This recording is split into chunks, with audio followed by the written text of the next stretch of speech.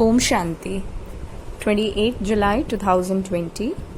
आज की बाप दादा की साकार मुरली का जो प्रश्न है कि बुद्धिवान जो बच्चे हैं बाबा के, दूरादेशी बच्चे हैं, तो ऐसा कौन सा बहुत डीप सीक्रेट है, गुह्य राज है जिसको समझ सकते हैं। यानी बाबा के बताए हुए नॉलेज में ऐसा कौन सा सीक्रेट है, कौन सा गुह्य बात है, गहरी बात है जो कि केवल बुद्धिवान बच्चे ही समझ सकते हैं।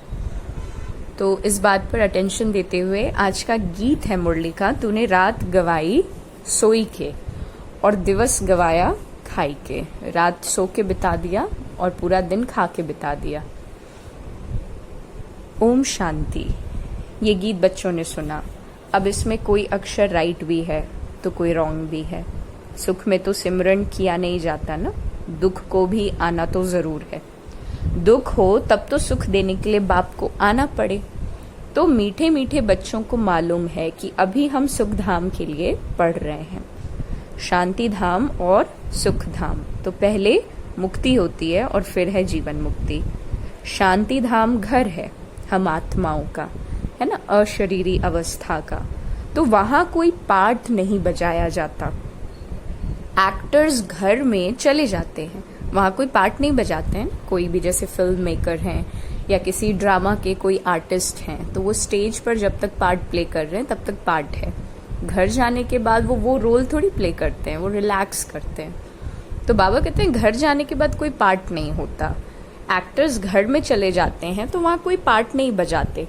पार्ट तो स्टेज पर बजाया जाता है ना। तो ये भी स्टेज है। जैसे हद का नाटक होता है वैसे ये बेहद का नाटक है।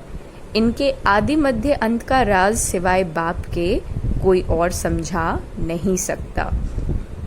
वास्तव में ये यात्रा अथवा युद्ध अक्षर सिर्फ समझाने में काम लाते हैं। बाकी इसमें युद्ध आदि ऐसी कोई बात नहीं है।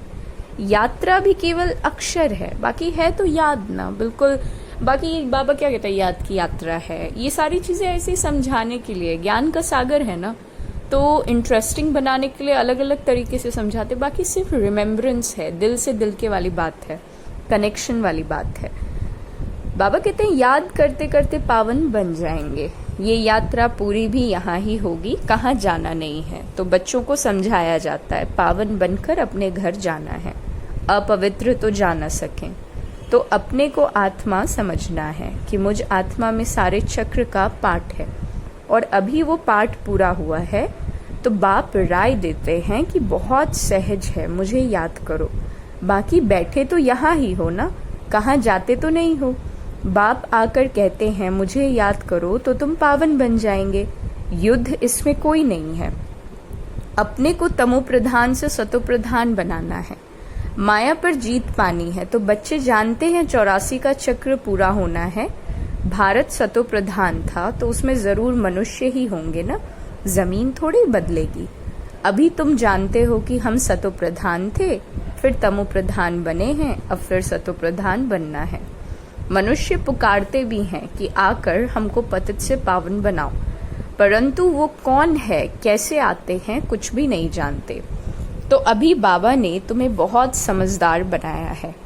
कितना ऊंच मर्तबा तुम पाते हो। भल कितने भी बड़े बड़े राजाएं थे, धन बहुत था, परंतु थे तो विकारी ना।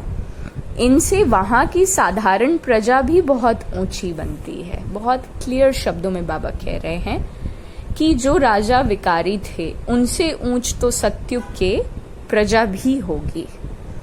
तो राजा की तो बात फिर, सत्युग के महाराजा की बात तो फिर बिल्कुल डिफरेंट है।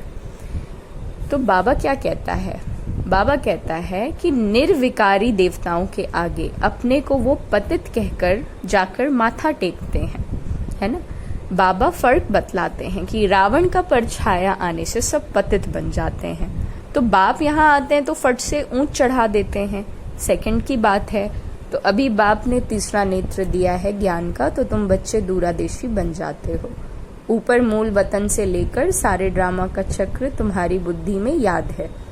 जैसे हद का ड्रामा देखकर फिर आकर सुनाते हैं ना क्या क्या देखा, तो बुद्धि में भरा हुआ है। जो वर्णन करते हैं आत्मा में भरकर आते हैं। फिर आकर डिलीवरी करते हैं। तो ये फिर हैं बेहद की बातें, है ना। वहाँ पे भी क्या है, स्क्रिप्ट को देखा, अपने रोल को समझा, रोल में ढले और उसके अकॉर्डिंग एक्टिंग किया, शूट किया और फिर वो एक मूवी बन करके आता है। वो हुई हद की बात, हद की स्क्रिप्ट।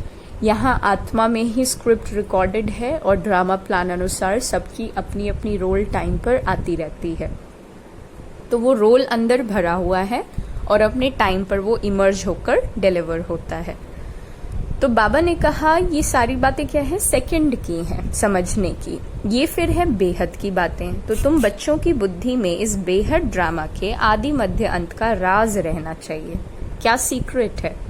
ड्रामा का आदि मध्य अंत जो रिपीट होता रहता है। उस हद के नाटक में तो एक एक्टर निकल जाता है तो फिर बदले में दूसरा आ जाता है। कोई बीमार हुआ तो उनके बदले फिर दूसरा ऐड कर देते हैं, करते हैं ना। ये जो डेली सोप्स होते हैं, जो मतलब ये होते हैं क्या कहते हैं, टीवी सीरियल्स, उसमें दिखाते हैं ना कि एक एक्टर सपोज ठीक नहीं है, बीमार चल रहा है, तो उसकी जगह दूसरे एक्टर को पार्ट प्ले करने के लिए बोल दिया जाता है।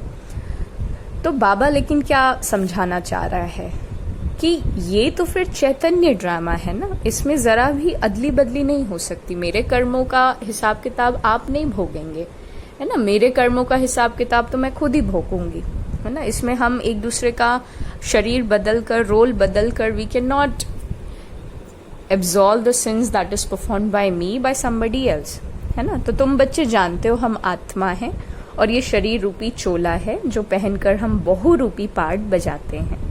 नाम, रूप, देश, फीचर्स बदलते जाते हैं।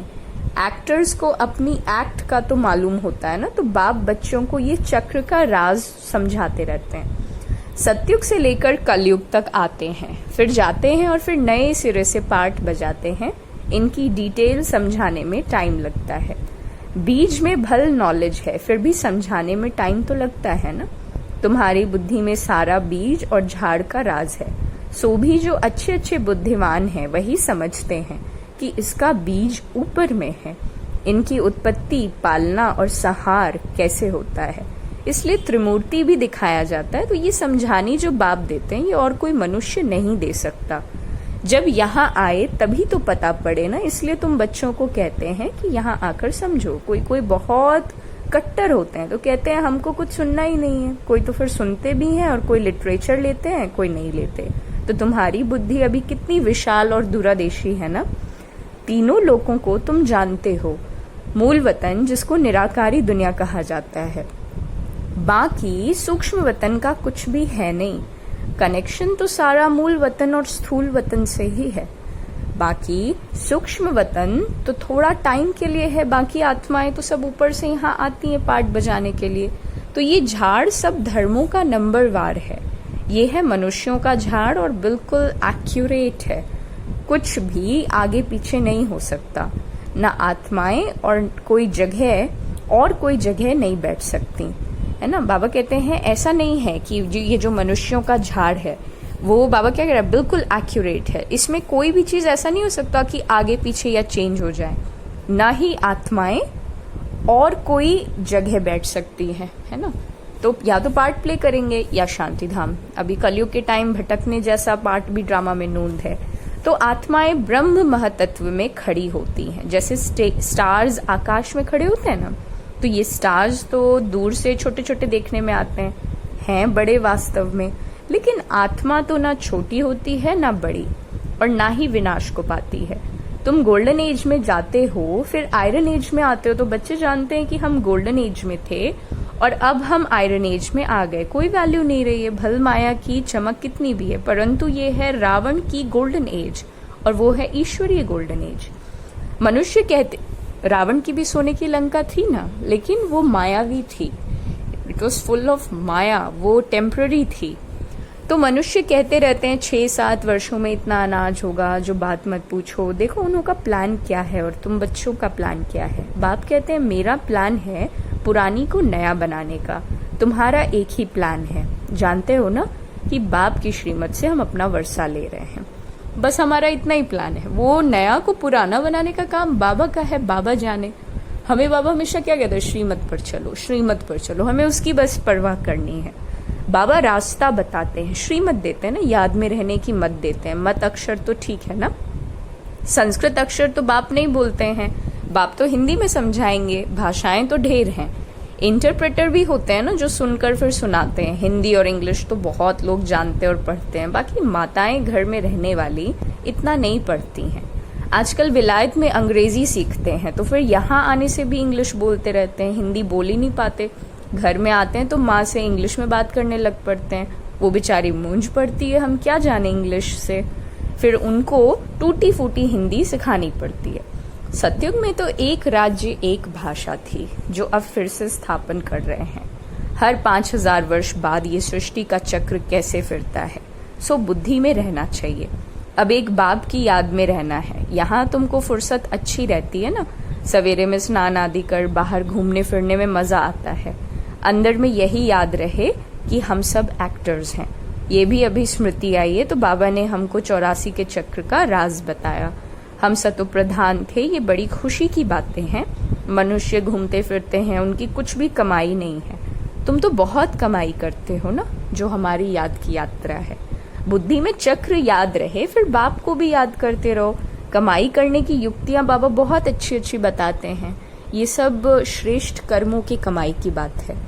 जो बच्चे ज्ञान का विचार सागर मंथन नहीं करते हैं, उनकी बुद्धि में माया खिटखिट करती रहती है, उन्हें ही माया तंग करती है। अंदर में ये विचार करो कि हमने ये चक्र कैसे लगाया। सतयुग में इतने जन्म लिए, फिर नीचे उतरते आए, अब फिर सतो प्रधान बनना है। तो बाबा ने कहा मुझे याद करो तो तुम सतो प्रधान बन जाएंगे। चलते फिरते बुद्धि में याद रहे तो माया खिटखिट समाप्त हो जाएगी, तुम्हारा बहुत बहुत फायदा होगा। भल स्त्री पुरुष साथ जाते हैं, हर एक को अपने सिर मेहनत करनी है, अपना ऊंच पद पाना है। अकेले में जाने से तो बहुत मजा है ना, अपनी धुन में रहोगे, दूसरा साथ में होगा तो बुद्धि इधर उधर जाएगी, है बहुत सहज। बगीचे आदि तो सब जगह, इंजीनियर होगा तो उनका यही चिंतन चलता रहेगा कि यहाँ पुल बनानी है, ये करना है, बुद्धि में प्लान आ जाता है। तुम भी घर में बैठो फिर भी बुद्धि उस तरफ लगी रहे, ये आदत रखो तो तुम्हारे अंदर यही चिंतन चलता रहे।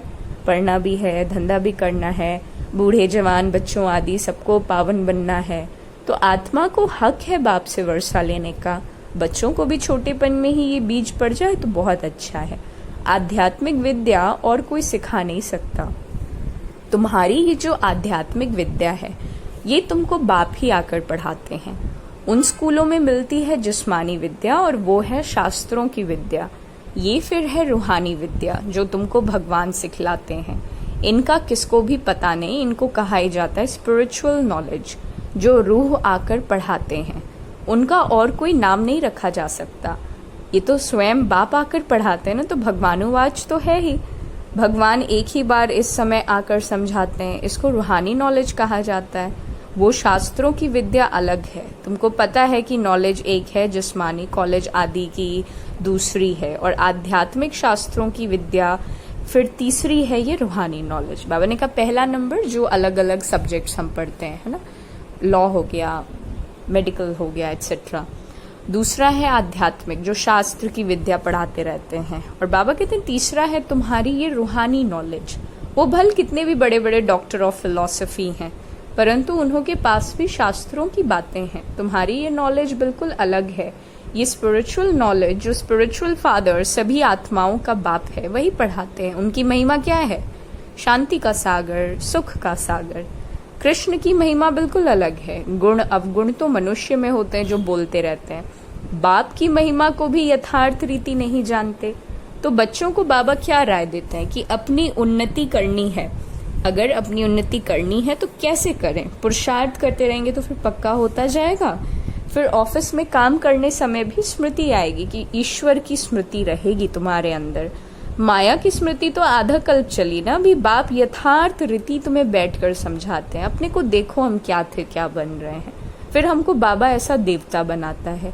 तो ये भी तुम बच्चे ही तो नंबरवार पुरुषार्थ अनुसार जानते हो ना। पहले पहले भारत ही था, भारत में ही बाप भी आते हैं पाठ बजाने के लिए। तो तुम भी आदि सनातन देवी देवता धर्म के हो, तुमको पवित्र बनना है, नहीं तो पिछाड़ी में आएंगे फिर क्या सुख पाएंगे। भक्ति जास्ती नहीं की होगी तो नहीं आएंगे, समझ जाएंगे कि ये इतना उठाने वाला नहीं है। समझ तो सकते हैं ना, बहुत मेहनत करते हैं फिर भी कोई बिरला ही निकलता है, लेकिन थकना नहीं है, मेहनत करना है, मेहनत बगैर कुछ नहीं मिलता, प्रजा तो बनती रहेगी। बाबा बच्चों को उन्नति के लिए क्या युक्ति बताते हैं कि बच्चे अपनी उन्नति करनी अगर है तो सवेरे सवेरे स्नान आदि करके एकांत में जाकर चक्र लगाओ व बैठ जाओ। तंदुरुस्ती के लिए पैदल करना अच्छा है, बाबा भी याद पड़ेगा और ड्रामा का राज भी बुद्धि में रहेगा। कितनी कमाई है, ये है सच्ची सच्ची कमाई। वो कमाई पूरी हुई फिर इस कमाई का चिंतन करो। डिफिकल्ट कुछ भी नहीं है। बाबा का देखा हुआ है कि सारी जीवन कहानी लिखते हैं, आज इतने बजे उठा फिर ये किया, समझते हैं पिछाड़ी वाले पढ़कर सीखेंगे। बड़े बड़े मनुष्यों की बायोग्राफी पढ़ी जाती है ना, तो बच्चों के लिए लिखते हैं, फिर बच्चे भी घर में ऐसे अच्छे स्वभाव के होते हैं। तो अभी तुम बच्चों को पुरुषार्थ कर सतो प्रधान बनना है, सतो प्रधान दुनिया का फिर से राज्य लेना है। तो तुम जानते हो कल्प कल्प हम राज्य लेते हैं और फिर गवाते हैं, तो तुम्हारी बुद्धि में ये सब है। ये नई दुनिया, नए धर्म के लिए नई नॉलेज, इसलिए मीठे मीठे बच्चों को फिर भी समझाते हैं जल्दी जल्दी पुरुषार्थ करो। शरीर पर भरोसा थोड़े ही है, आजकल मौत बहुत इजी हो गया है, वहां अमरलोक में ऐसा कभी मृत्यु नहीं होती। यहाँ तो बैठे बैठे कैसे देखो मर जाते हैं, इसलिए अपना पुरुषार्थ करते रहो, जमा करते रहो। अच्छा, मीठे मीठे सिकिलधे बच्चों प्रति माता पिता बाप दादा का याद प्यार और गुड मॉर्निंग।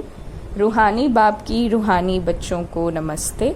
हम रूहानी बच्चों की रूहानी बाप दादा को याद प्यार गुड मॉर्निंग और नमस्ते नमस्ते।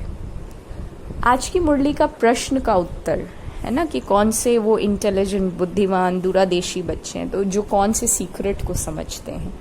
तो मूल वतन से लेकर सारे ड्रामा के आदि मध्य अंत का जो गुह्य राज है वो दूरादेशी बच्चे ही समझ सकते हैं। बीज और झाड़ का सारा ज्ञान उनकी बुद्धि में रहता है और वो जानते हैं कि इस बेहद के नाटक में आत्मा रूपी एक्टर जो ये चोला पहनकर पार्ट बजा रही है, इसे सतयुग से लेकर कलयुग तक पार्ट बजाना है। कोई भी एक्टर बीच में वापस नहीं जा सकता। तो मुरली का सार है मीठे बच्चे, इस बेहद नाटक में तुम वंडरफुल एक्टर हो। ये अनादि नाटक है, इसमें कुछ भी बदली नहीं हो सकता, स्थूल नाटक की तरह, है ना। और जो बात बिल्कुल धारणा करना है, इम्प्लीमेंट में उतर जाए, हमारी प्रैक्टिस में, डेली लाइफ में जो बात बिल्कुल उतर जाए हमारे संस्कार स्वभाव में, कि बुद्धि को ज्ञान चिंतन में बिजी रखने की आदत डालो। जब भी समय मिले एकांत में जाकर विचार सागर मंथन करना है। प्रैक्टिकली बाप को याद कर सच्ची कमाई जमा करनी है। दूरादेशी बनकर इस बेहद के नाटक को यथार्थ रीति समझना है। सभी पाठधारियों के पाठ को साक्षी होकर देखना है। वरदान है स्मृति सो समर्थ स्वरूप भव, क्योंकि जैसी स्मृति होगी वैसी स्थिति होगी, जैसी स्थिति होगी वैसा स्वरूप बनेगा, उतने समर्थ बनेंगे।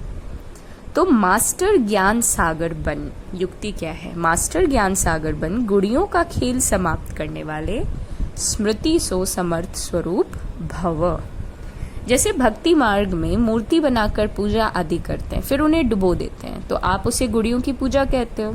ऐसे आपके सामने भी जब कोई निर्जीव आसार बातें, ईर्ष्या, अनुमान, आवेश आदि की आती हैं और आप उनका विस्तार कर अनुभव करते हो या कराते हो कि यही सत्य है, तो ये भी जैसे उनमें प्राण भर देना है।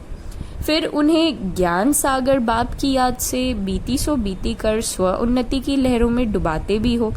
लेकिन इसमें भी टाइम तो वेस्ट होता है ना, यानी उन चीज़ों को आया, उसको सत्य माना, इफेक्टेड हुए और फिर नॉलेज यूज़ करके उससे निकले। तो बाबा ने कहा इसमें भी टाइम वेस्ट है, इसलिए पहले से मास्टर ज्ञान सागर बन, स्मृति सो समर्थी भव के वरदान से इन गुड़ियों के खेल को समाप्त करो। और स्लोगन है जो समय पर सहयोगी बनते हैं उन्हें एक का पदम गुणा फल मिल जाता है। ओम शांति।